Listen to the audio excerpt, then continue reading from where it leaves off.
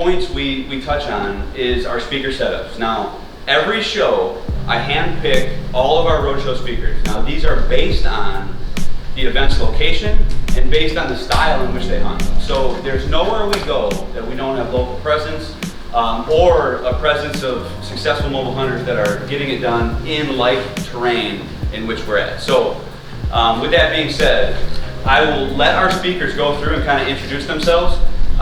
When they're doing this, keep in mind, so you're going to hear from 6 or 7 different guys, and we all have a style that's a little different, but we're all mobile, and we're all hunting different areas, different terrain features, different climates.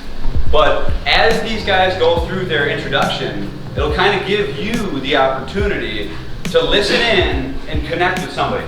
So, you know, maybe you might be hunting the same terrain as Bobby, or you might be going out of state every year and coming to the Midwest, and you kind of want to hear what I got to say about the Midwest. So it'll allow you to take pieces from everybody's style and hopefully create your own bulletproof tactics for this coming season. So with that being said, we'll kick her off and start with the speakers. Jake, you want to go first? Or? Sure. Central North Carolina has this wide diversity of places and locations that I hunt from, you know, big sandy bottoms to, you know, just big flooded timber, like you see in southern Alabama or southwest Alabama, the blackout region.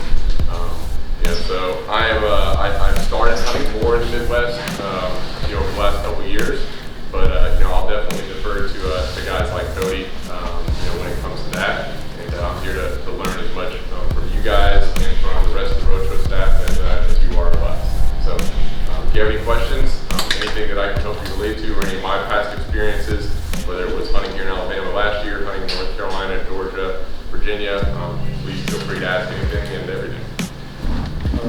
What actually got me moving into mobile hunting, I was at a loss for why I couldn't get on the same caliber of deer as some of the people around here.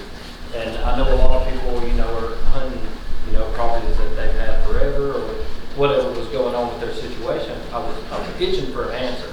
And I actually got sent a podcast that Cody did, and it was called Making Your Own Luck.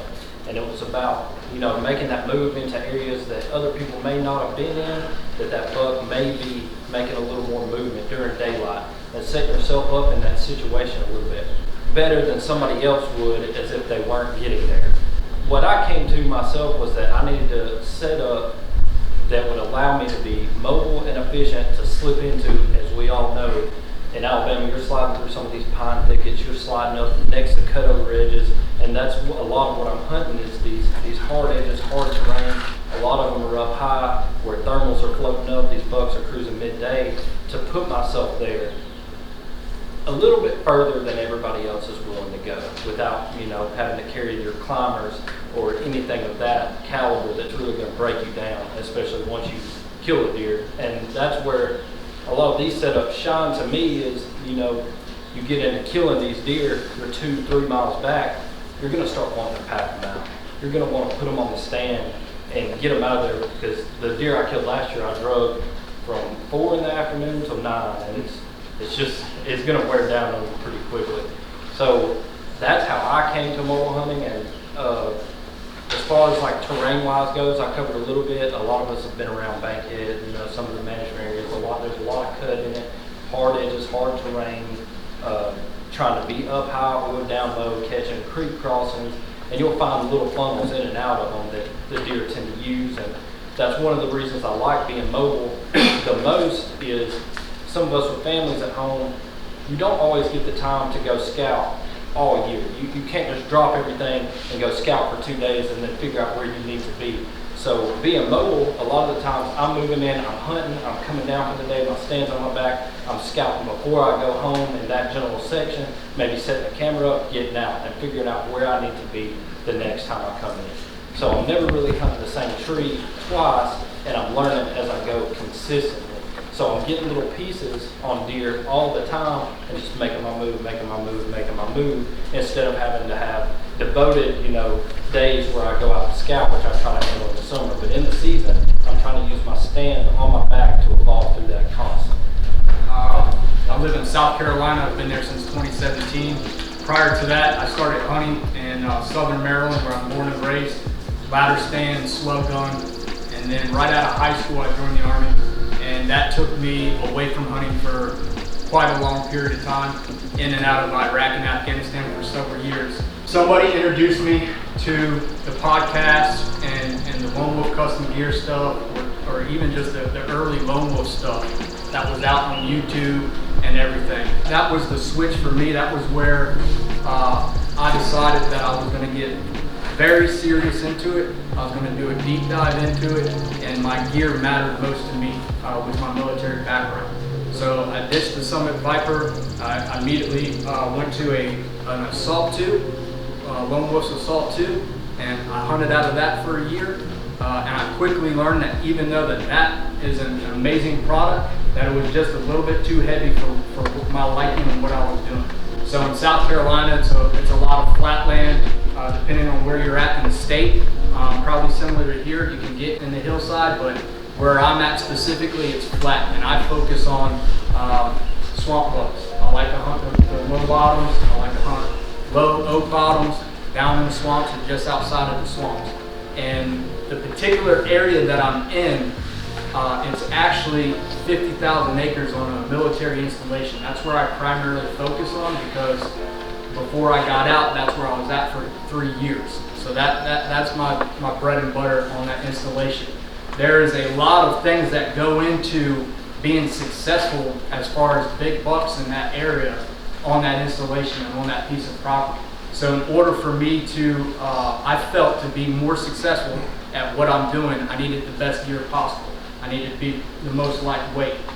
So I went with and we'll go over it more in depth, but I went with the 1.0, and I haven't looked back when I made the switch to Lone Wolf custom gear. Appreciate you guys coming. During binos here, so I have a system that I go through for everything, and then when I get out to the spot, I specifically, from a strategy standpoint, or I'm letting Mother Nature speak to me and tell me where I should hunt, what I should look for, what are the thermals doing in this situation, or what is the wind doing in this situation, or what are they both doing together, and that's how I kind of evaluate where I'm going to finally, have my final resting place for that hunt, or maybe the next day's hunt, or the next week's hunt when I see a weather pattern coming in. But this is my setup here. So I run this bino harness. This is a marsupial bino harness. So I like to get as much off my back as possible. So I will run this right here. I love this setup. I put my phone here. I have my rangefinder here. My binos. I actually put my pistol back behind in this pouch right here. And this can either be, I put a camera down in here. I have put water bottles down in here. I put different gear, gloves, beanies, you name it. I put it in this harness. And then I can actually take layers and kind of put them up on my side if I need to. There's a lot of different things you can use, but I like having everything here. And then as Pope mentioned, he's using the killdeer. It's made by Dryad, so Dane's here. Me and Dane have talked a lot about this setup right here. So I use this. This is my safety harness. It's as minimalist as possible. You can critique it all you want as far as from a safety standpoint. But if you're a lighter guy like me, maybe a little bit more athletic, if you fall and you have the ability to recover, this is something to maybe think of. So I have 2 tethered pouches on each side. I like how this harness actually pushes it back off of me, so when I'm walking through the woods, I'm not hitting those all the time. They're not in line with my arms. They sit back a little bit more on my hips. But I have my lineman's belt on this side. It's always permanently tied to this loop. I throw it around the tree and hook back in, and then I start to ascend. And then when it comes to my setup, so I have a Lone Wolf Custom Gear 0.5, and I have a 1.0 seat on it just to make it a little bit more comfortable. And as I said earlier, when this thing is in the tree, I sit most of the time just from a comfort standpoint. I'm going to have my crossbow hanging right here on a tree strap, and I'm going to have my Lone Wolf Custom Gear pocket arm with my camera on this side, so I can use my left hand for that and then slowly ease my crossbow up as I need to shoot. And so whether you're using a crossbow, a rifle, traditional bow and arrow compound, you can kind of get the idea of how that works. I got a little mini trimming saw that took a lot of research to find.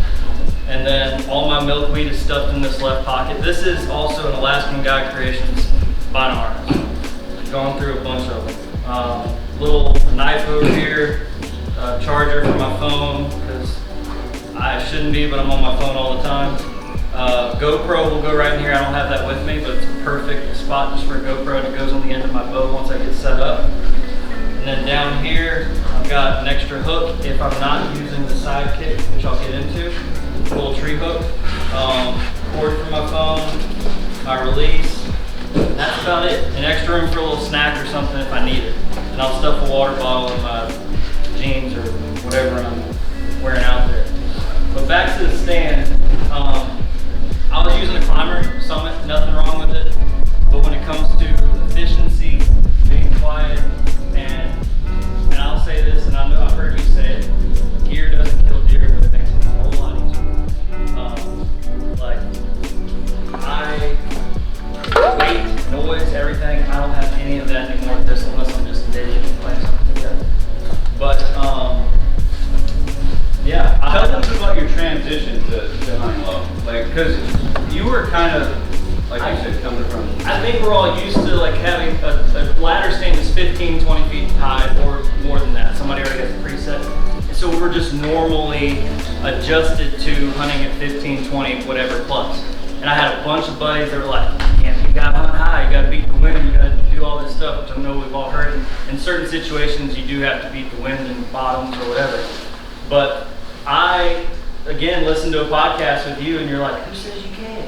Like, who says you can't do that?" So when I was, and also during that time, I was obsessed with becoming lighter and lighter and lighter, which I think this is as light as it gets, unless you and your dad come up with something else brilliant. But I thought I had to be high, and then, oh yeah, in the process of getting super minimal and super lightweight, I just said, screw it. I had 4-6 sticks at one point, and I was like, screw it. This one season, two years ago, I decided to leave the other 2 sticks at home and just challenge myself with 2 sticks with cable layers. And I did that and had the best season of my life.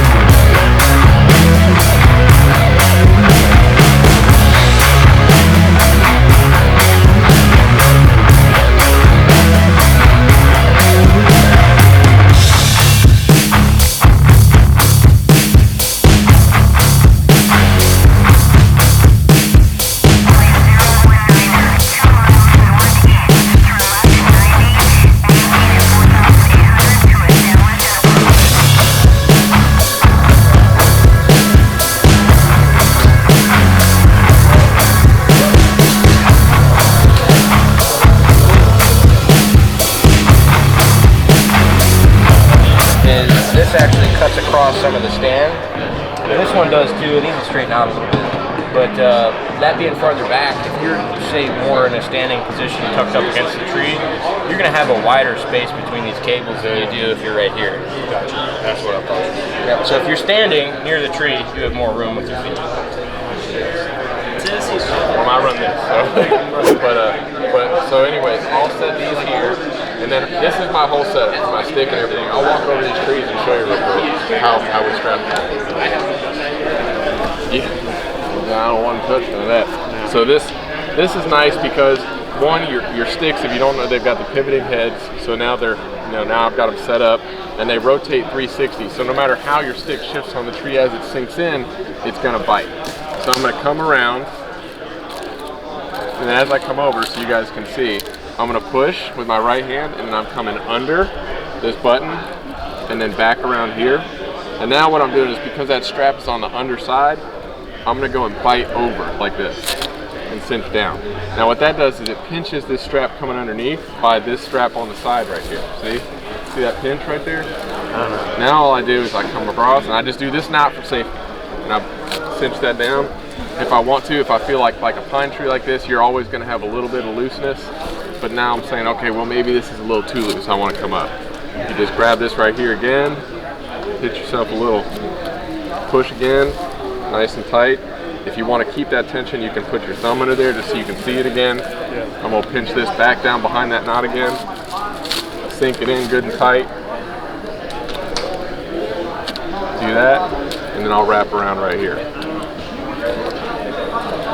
And now that keeps my strap out of the way, so I don't have any dangling strap to catch any of the eyes. I've got everything that I need going here. So hook would go there, sticks on, and that joker's on there. Yeah, gotcha. So it's basically, if you're a guy that likes the amp steel or daisy chains, and you're interested in going to something, this is better than those ropes, because anytime you do a rope, and I tried the rope situation for a couple years, certain trees, especially like hard bark trees, if you get on one of these real old gnarly hard oaks, they want to slide. They don't want to bite as good as they do on other stuff.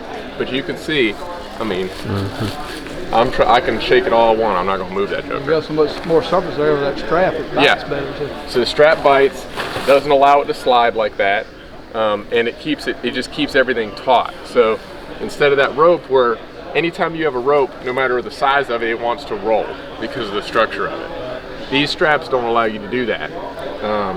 But yeah, this is how I run them. Once again, I'm only running 2. We'll go over more when we do that workshop, but it just cuts out one more thing that I got to worry about clanking and moving around and being a pain. And it's easy, it's safe. You know, if I was going to run a permanent set, I might run buckles because I'd throw it up and leave it there for a long time. But for me, going into the woods and coming out a few hours later, I think this is the best way, and it cuts a few extra ounces out of your setup. So.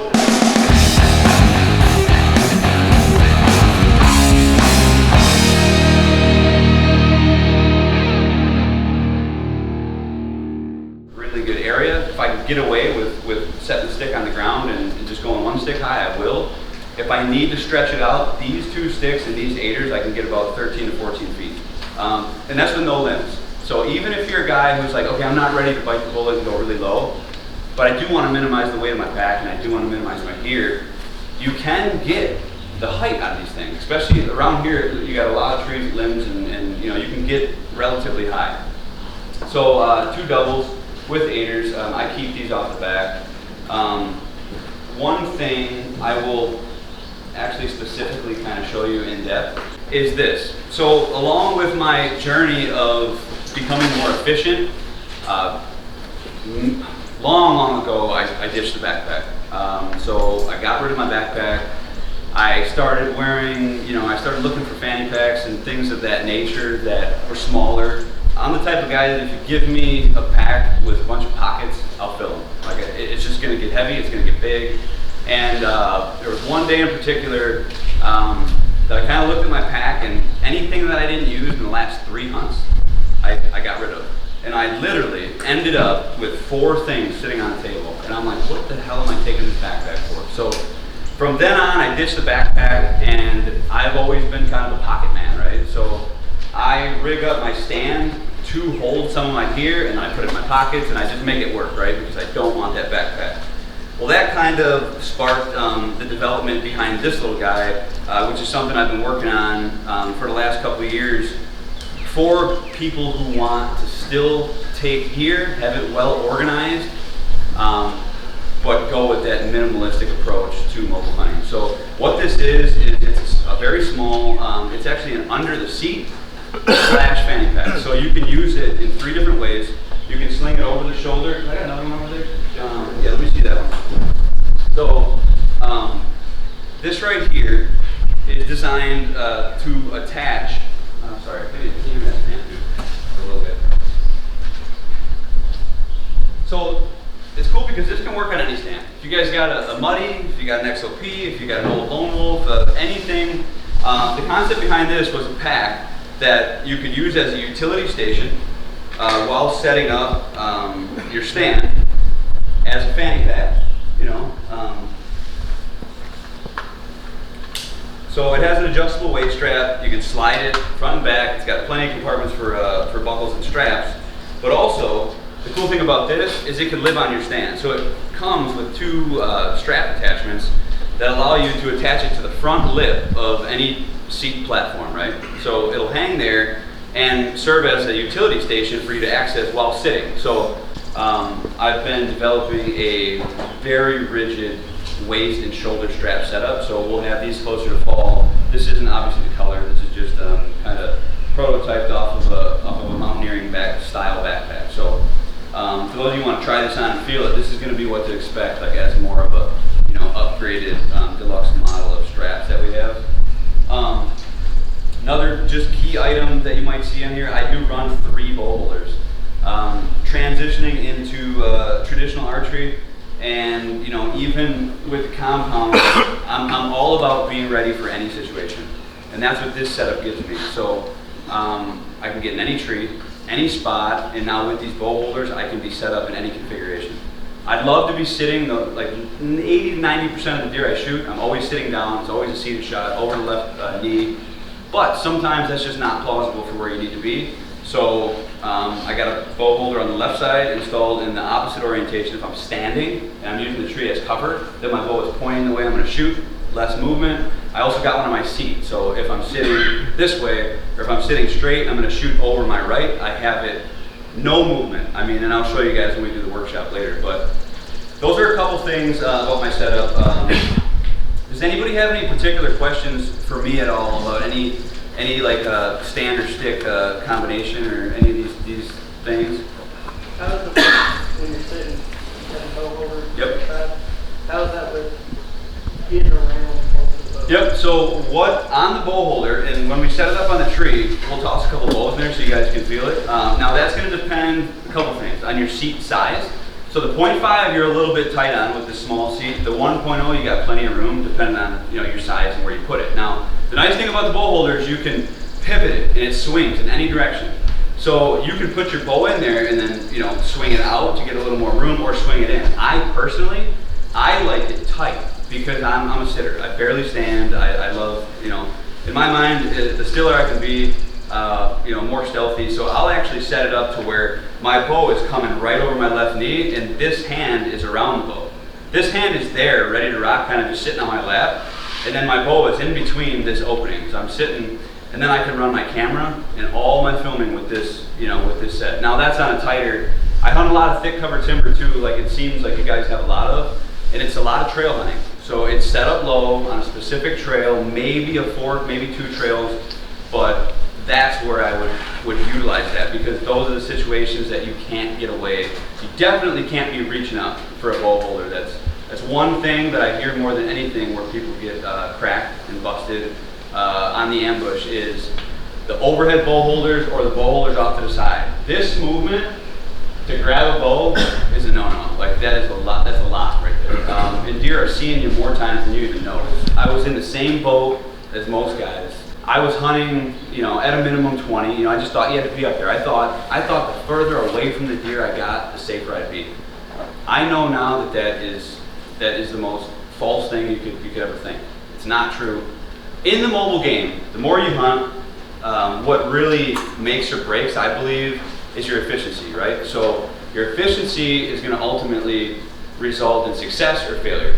The more efficient you can be, the more opportunities you'll give yourself, and in turn, the more deer you're going to kill. It's plain and simple. So I started to brainstorm, like, okay, I need to minimize this gear. I need to get, and at first it was like, how do I get 20 feet but only take half the equipment, And, very, very quickly, I started hunting, testing out, heavy cover low, and started having some success, some really good success.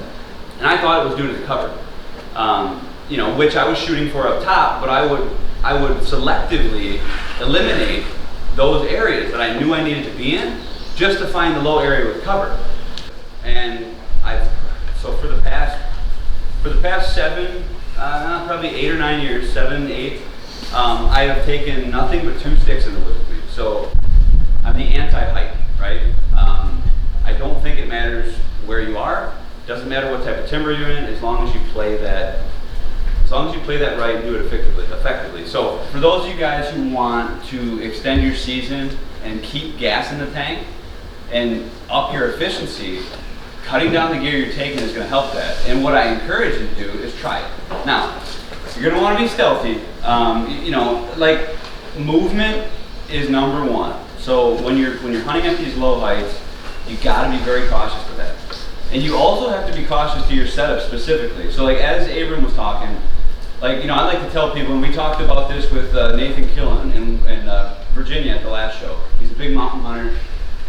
And he's a opportunistic guy. He'll hunt high, he'll hunt low, whatever he needs to. But we came up with this conclusion that it's not in the height of the setup, it's in the setup itself, right? So you need to be mindful. You have to know what's going on with the wind. You have to know what's going on with the thermals. You got to know what these deer are doing, where they're coming. You have to have a reasonable understanding. You know, now sometimes you just find a good spot and you don't have time to think that deep into it. That might not be the best time to hang a foot off the ground. You know, but if you can do your homework a little bit and minimize your movement and get more strategic with your setup, it's going to ultimately yield you more results.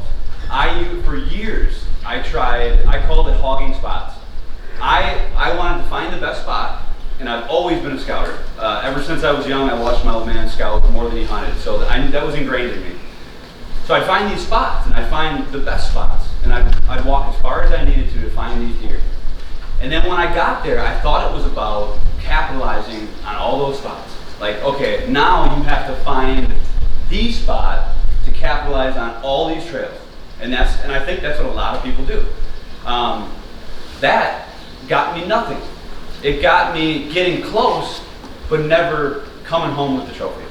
And when I threw that all out the window, and I started saying, okay, instead of me, sitting right here so I can shoot the XOP van, I can shoot my van, I can shoot the fireplace, I can shoot all these places, all these trails, all these intersections.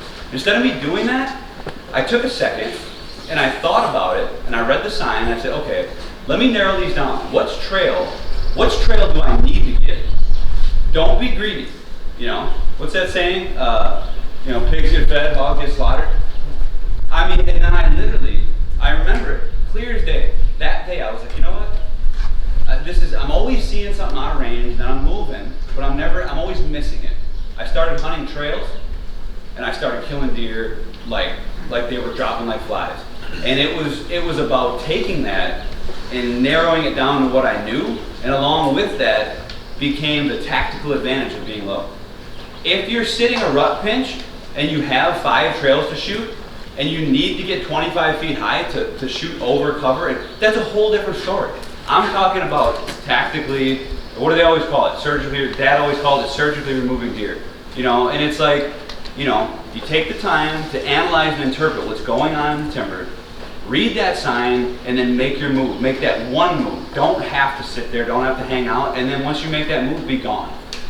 Be a ghost, be undetected, and that's where the quickness, the efficiency, and the stealth come in with that low set.